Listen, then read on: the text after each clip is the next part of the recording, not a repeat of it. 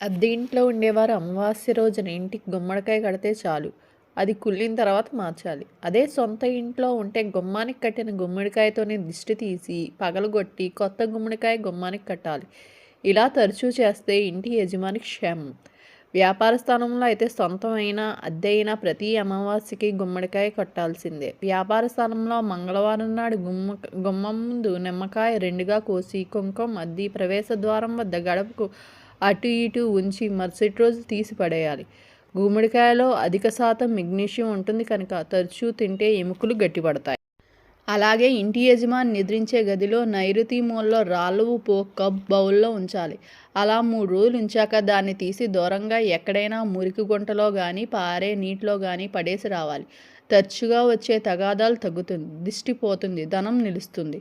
కొందరు ఆడవాళ్లకు తల చిక్కు తీసుకుని వెంట్రుకలు ఇంట్లో దాచే అలవాటు ఉంటుంది.